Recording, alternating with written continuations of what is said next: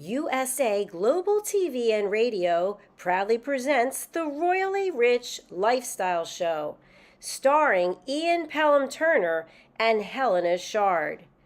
Brought to you in part by the British School of Excellence, Investors in People. This program is brought to you in part by the British School of Excellence and founder, Mr. Philip Sykes, building confidence, changing lives. Do you share our view that etiquette is a set of modern life skills that are essential for personal and professional success?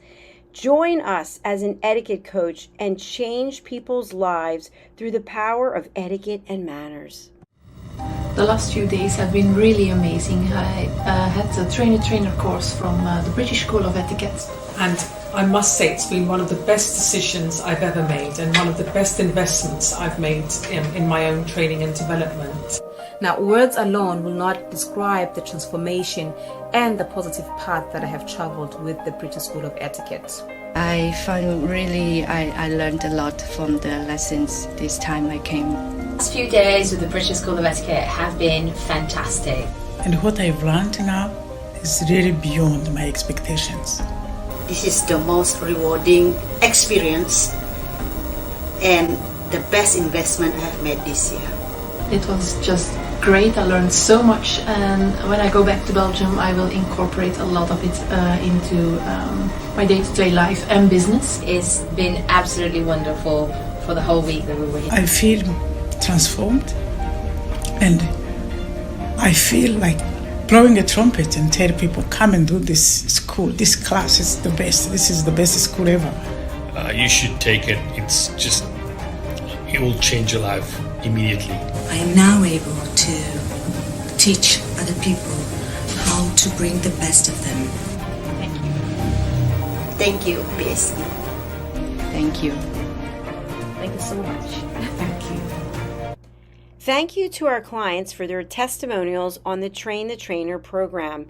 Our exponential and global growth is so significant that we have evolved from the British School of Etiquette to the British School of Excellence, where we're investors in people. Let us invest in you and your career. Contact us to become an etiquette coach. Go to thebritishschoolofexcellence.com. Start your career and elevate your success today.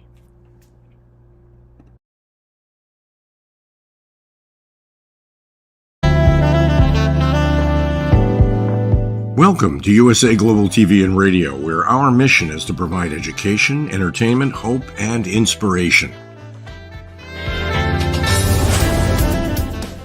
USA Global TV and Radio connects you with experts and audiences all around the world every single day to help you succeed in business and to live a richer life. Visit us at usaglobaltv.com to learn about career and life-changing training and mentoring programs like the Listening Mentor. Subscribe to our newsletter to stay informed about our special programs and offers. Discover how you can become a guest on one of our shows or a host or producer of a USA Global TV and Radio show of your very own. That's USA Global TV and Radio, where the doctor is always in.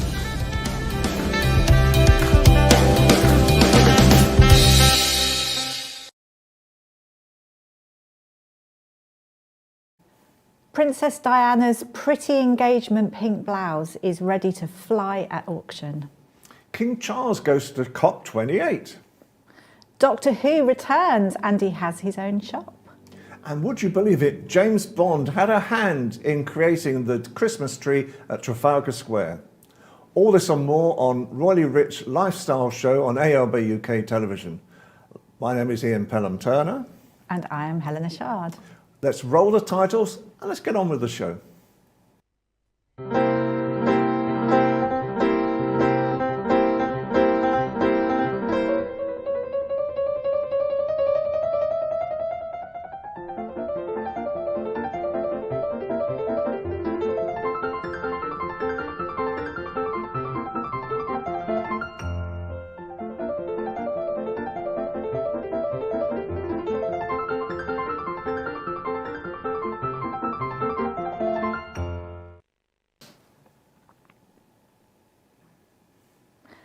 So, starting off with Princess Diana's 1981 engagement portrait blouse, an absolutely beautiful, exquisite blouse. She was photographed by Snowden, and the special shot wearing this blouse was put into Vogue, a really special shot. It was designed by Elizabeth and David Emanuel, who then went on to design her wedding dress. It was previously on display at Kensington Palace, which showed off Diana's whole collection of clothes, and that was her fashion store in 2019. But this special blouse, which actually coincided also with her engagement, is set to fly at Julian's auctions.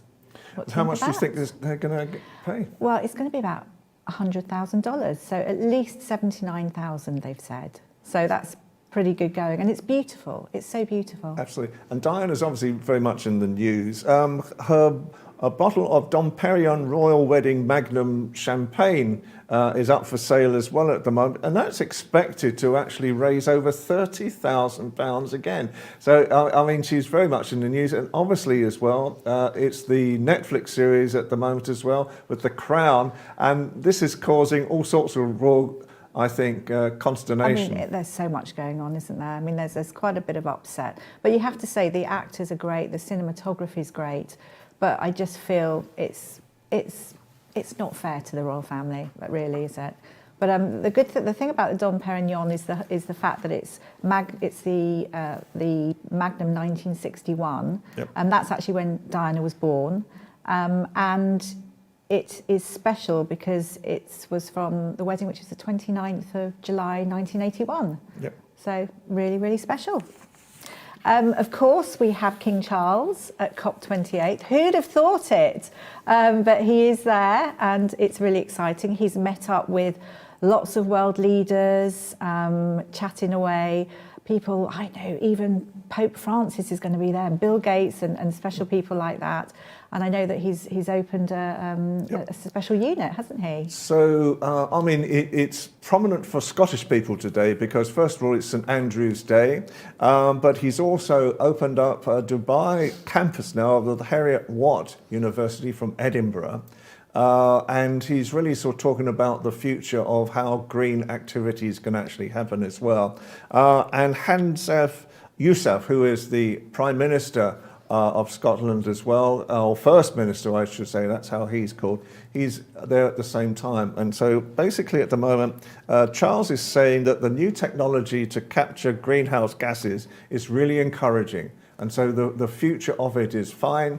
And for us, it shows there may be a new etiquette in how royals perceive themselves in the 21st century. In the past, the Queen might not have commented so much on this, but Charles is really much at the forefront because I think, as you say, he's had it really history of most of his life. He has, I mean, since the 60s. I mean, he's so centre stage now as well. He really has a platform. And the soft sell he has. I mean, imagine speaking to all these people. I mean, I'd love to have his black notebook, that's for sure. But he's such a good connector. So I think this is the perfect setup. And of course, there's something like 70,000 delegates going to be there, or who are there. And it would just be really interesting to see how it goes, because he wasn't allowed to go. Rishi Sunak said no to the last time. Yep. So all is good now. Yep. Moving on, the Christmas tree one, which I think is really good fun, and I know that you love to talk about this. This is really a story from the past. Apparently in 1941, Ian Fleming, who is the author of all the James Bond books, was a spy. And worked in intelligence services, and one day, one Christmas in 1941, he meets another spy from Norway. Norway has had such a bad time, so he takes the spy to the Savoy Hotel in London, and they have lots of drinks, and there's lots of fun and hilarity. And then afterwards, the Danish spy says, "I have 2 Christmas trees." And the King of Norway at that time was living in London, and so he was going to give one of the Christmas trees to the King of Norway. And so then Fleming said, look, why don't we start a tradition in this country of having a second Norwegian Christmas tree each year in Trafalgar Square? And since that time, every single year for the past 70, 80 years now, the reality is that Norway have supplied the Christmas tree. And yes, guess today, the Christmas tree in Trafalgar Square goes up again. Isn't that so lovely to have that? Such a nice gesture that we have that each year, which is fabulous. And Doctor Who is back. It's the 60th anniversary. David Tennant is returning. I love David Tennant.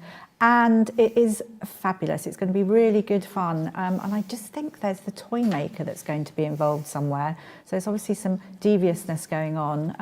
Jodie Whittaker was the 13th Doctor. And now she's going to be sort of metamorphosed into David Tennant, I believe. So, I mean, there's lots going on, so many celebrations. And I think they actually film it in Cardiff, don't they? I've sent some artists there before. But all good fun, and there's the Doctor Who shop that most people don't know about. It's called the Who Shop, and they provide lots of things for Comic-Con, which is a special event that happens. I think the biggest one is San Diego. So anyone interested in sci-fi and comics and things to go there. And there's one actually at the NEC, I think, in the next couple of days, which is really good fun. And we've got Girls Aloud, who are coming back for their 21st anniversary tour in 2024, and it's really special because obviously the girls, one, it's a special time, but also they're going to be celebrating Sarah Harding, who unfortunately passed of cancer, but it's going to be a special time. And I think the celebratory side of things and bringing up all these fabulous songs that everyone remembers, it's a really warm feeling. I think, you know, especially at a time like this, it's bringing the girls back. It's really hearty. I really enjoy that. So it's really good fun. I think so, and I think the reality nowadays is with aspects like that, and I know that there seems to be a lot of celebrity news at the moment as well, because obviously as well we've got John Lennon's Mosaic now sort of being auctioned today as well, Friday, and so it is quite an interesting thing again that apparently this was in his swimming pool, I understand. So it's the Psychedelic Eye, the swimming pool mosaic goes to auctions at BOEHM's, again a lot of it's at BOEHM's. So obviously in the 60s he commissioned this, it's a 17,000 tile psychedelic eye, it was at his place in Kenwood. His house, which is not Kenwood in Hampstead, as I always think. It's not there. In Surrey, yeah. So John and Cynthia Lennon acquired this large rustic house. Now this wonderful mosaic is up for sale. And I know at a time as well, it actually was used for other things as well, for exhibitions and things like that. But Joe Retrovata is the master tiler who put it all together. So we'll just see how much it goes for, hey? And we've got one last very quick bit of gossip. The name of Banksy. The name of Banksy? is apparently it's been let slip, and I'm not sure how true this is, but his name is Robbie Banks. So this has been let slip from a video earlier. So goodness me. It was from years ago, wasn't it? Something the BBC dropped when they found the archives. It's Robbie, so it could be Robert. Yeah, absolutely. Robin, a little version of it, Absolutely. But it's always having a tip. Anyway, we must move on. Our wonderful friend, and she is so talented, so I look forward to this. Diane Floyd Bone with us. I'm so thrilled. She's fabulous, an award-winning author, a great broadcaster, and so creative, the best storyteller I know. Hi, Diane. Hi, thank you for that warm introduction. I'm turning red. You're more than welcome. I mean, you're so fabulous. And I know that you used to be a school teacher. And obviously now that you write these fabulous books for children. And is it young adults you write for as well? That's correct, young adults. But I love being in the classroom and inspiring young children. So my heart is always there.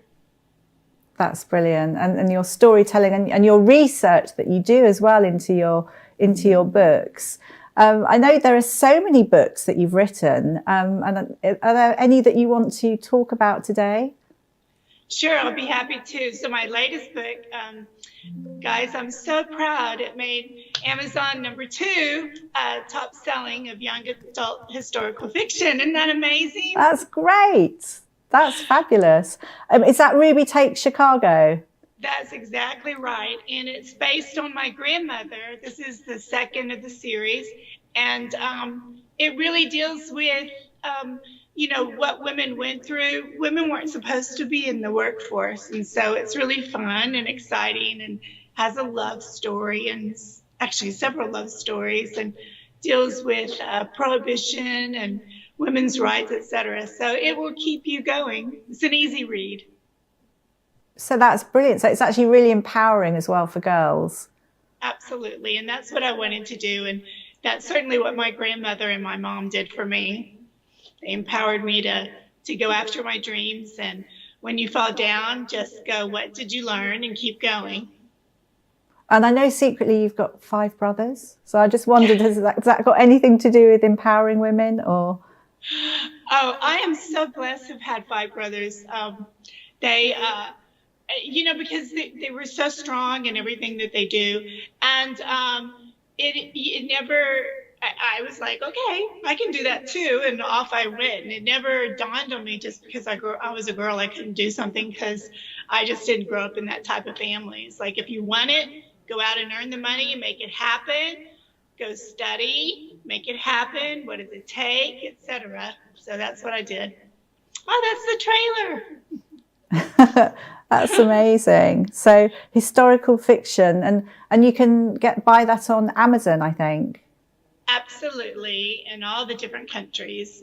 It's right there for you. And so it's very exciting to see the second one come out and for so many people to request from the first one, like, okay, well, what happened to Ruby? So I was honored when the publisher said, you have to write the second story. I'm like, really? Perfect. That's so lovely. I wish we could talk about all your books, but I know you've got Boomer the Curious Bunny as well. Yes. And thank you for asking about that. Boomer is so amazing. My grandson helped me come up with the name Boomer, but also I'm a baby boomer, so it just made sense. But Boomer is all about embracing imagination. And I want children to, you know, put down their electronics. I want them to go outside and I want them to wiggle their toes and look at the blue sky or ask, why is it raining? I want all of that to happen. And it's really funny because I used to teach technology when it was brand new in the schools, and now I'm all about set it down, let's go enjoy life, let's be in the moment. And that's what Boomer the Curious Bunny does. Do you know, just quickly, you would get on so well with Queen Camilla, because everything that you do is what she's doing as well, and to try and promote creativity with the young children. So that's thrilling. That's so lovely. And I know, Ian, you want to ask a question as well. Diane, obviously, you're very well known on USA Global TV. You do several shows, including a royal show and all the different aspects of how Americans see the royal family as well. I'm just very interested in finding out, obviously at the moment, the new series of The Crown in reality has caused quite a lot of contentious issues in Britain, especially with the final days of Diana, the death and the funeral and so forth. And I just wonder, what do you think from an American perspective? Do you think that this is sort of something that Americans enjoy watching, or do you think it's just perhaps got a bit over the top now? Thank you for the question. The Crown, I was totally into it when it first started. Where we are now, it's really hard for me to digest. I can't speak for all Americans, but I can speak for my friends, and I've had discussions about this. And we basically, I mean, Diana was everything to my generation, and young kids still look up to her today. So people are having a really hard time dealing with The Crown, and I think my friends aren't going to be watching it anymore. But on one more quick note is that people who are making this and writing these extra words in there, they have to remember these are real human beings you're talking about. And I think that's what we find most upsetting, is that we worry about what even the grandchildren of Diannists today are going to be thinking about all of this. I think it's too much pain to go through. My personal opinion. Thank you, Diane. Well, it's been wonderful talking to you again. It's been so lovely. So Boomer the Curious Bunny and Ruby Takes Chicago to go and buy on Amazon now. And thank you so much for inspiring and, you know, promoting kindness amongst people. It's so important in today's world. Absolutely. Thanks, Diane. Thank you so much. And hopefully come on more often, because we want to hear, especially with ladies like yourself, what America is thinking of Britain. So thank you for today. You're welcome, and we love Britain. Yeah. And now our final guest today is Philip Sykes from the British School of Excellence. Philip, good afternoon to you. Great to see you both, Ian and Helena. What a joy. I'm excited to be here as always. And a globe trotter as well. My goodness, we've been chasing you all over the globe in the past couple of weeks. I've been very fortunate. A few weeks ago, I was in South Africa coaching and training a beautiful hotel by the name of the Royal Boutique Hotel and the Pineapple House Boutique Hotel. I was training their team, and it was fantastic. The feedback has been exemplary, which gives me goosebumps, and that's why we do what we do. So I know in the past few days you've been at a business conference in London. What do you think businesses need now? What's the etiquette that's required to actually push British business forward? I love that question, Ian, and we don't have a long time to discuss this because we could really dive in deep, but I would give a couple of really dynamic principles and share my thoughts here. One of them is, let's focus on the client. Let's get to know the client really, really well and serve them in the way they like to be treated and dealt with. I think businesses now have become too pushy. I think businesses don't make the time to be polite and friendly and caring. Often when you phone an organization, it's very abrupt. You feel that you're sort of interrupting someone, or you feel that you might be being a bit of a nuisance. And I think businesses right now, and this goes from huge businesses right down to your small boutique business, look after your clients. Make sure that one size does not fit all. One size fits one. Get to know your clients exceptionally well. We run an amazing program called Hospitality Intelligence, HQ, which is fascinating because the material we deliver is not in any textbook. It is genuinely giving organizations these tools to build your business and take it to the next level. And that's where I think a lot of businesses are disconnecting. And do you think at the moment, obviously, you know, there's a lot of talk about how British business is going to go ahead. Do you think that there are still opportunities for British business, and where do you see the opportunities for the future? For me, the opportunity lies in giving their team, as in the employees, the opportunity to make decisions, to be creative, to the ability to accept change, to really develop and work on our emotional intelligence, our leadership skills, our diversity intelligence. And we really need to, with a fine sort of laser, be very, very focused on building and growing the people within our organization, because it's one thing that's very, very true. There are very few businesses that have an unhappy team that serve their clients badly or well, should I say.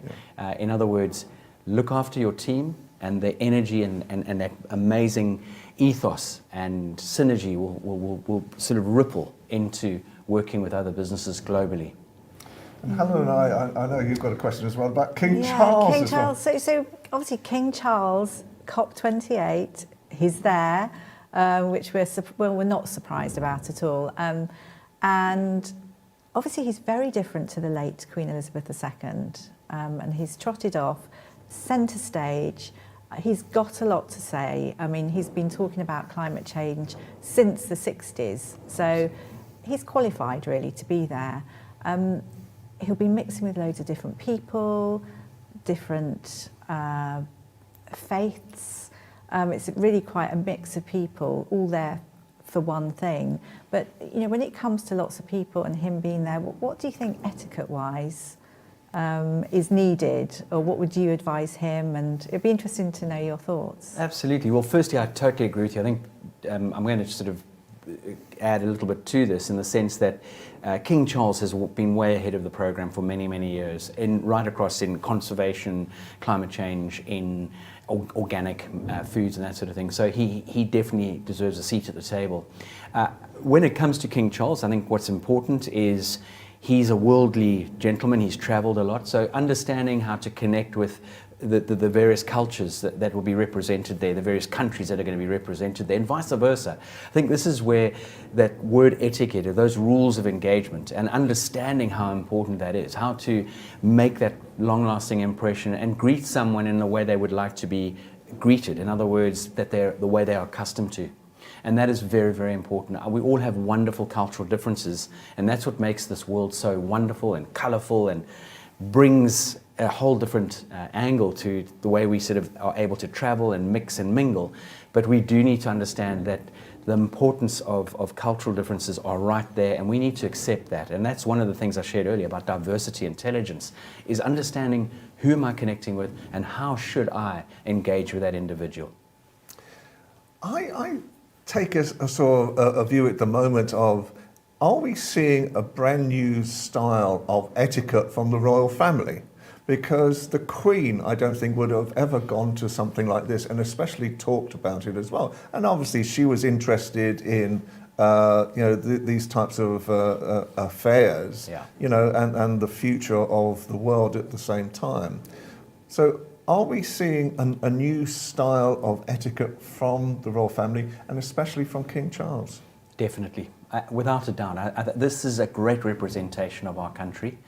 We've been speaking, we've been talking a lot and very loudly about climate change and what we ought to be doing. And yes, there have been moves there are moves in that direction. But I think with a head of state, a head of this country, a head of the United Kingdom and the various countries that we still are affiliated with and associated with, having King Charles there is a wonderful representation. And absolutely, I think the royal family, as we all know, is very much there to serve, and that's exactly what he's doing. He's really putting his best foot forward, and I know he's got a lot to say. And again, as I said, he is so well positioned to bang that drum and make a noise about what we ought to be doing to bring things and speed things up, because we are living in a very fragile environment right now globally.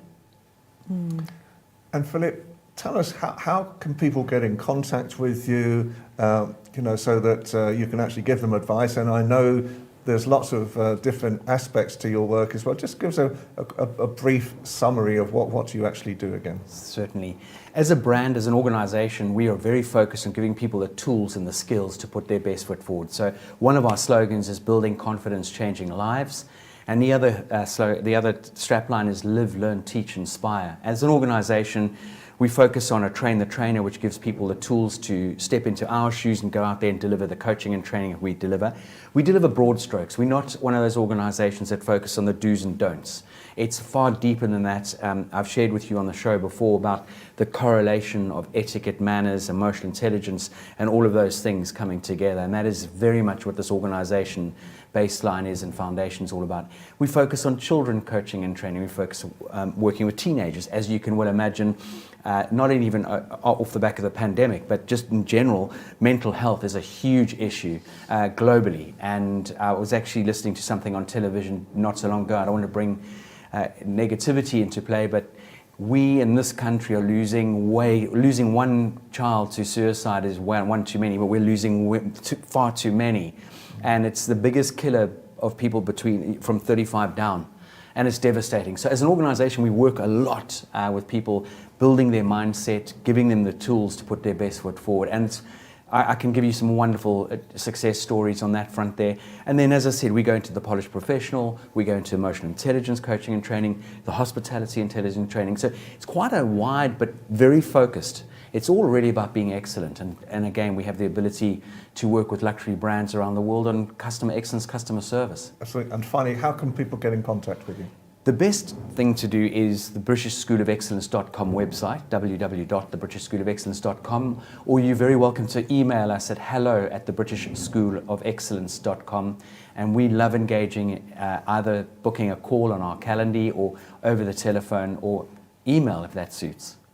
Bless you all. Thank you so much today. Thank you. We've Always come so to the much end of our knowledge. show again, as We always. have. Always successful. So it's been a very interesting show again, and quite a diverse show again today. And we've brought one of our great American friends across as well. So I'm pleased about that at the same time. So it's been a great show again today. So for me, Ian Pelham-Turner. And from me, Helena CHARD. This has been the Royally Rich Lifestyle Show on ALB UK Television. We will again see you next week. Hopefully more from Philip as well in the future. And have a great week. Keep tuned and stay safe. And coming up to Christmas, have a great Christmas. Bye for now. Bye-bye.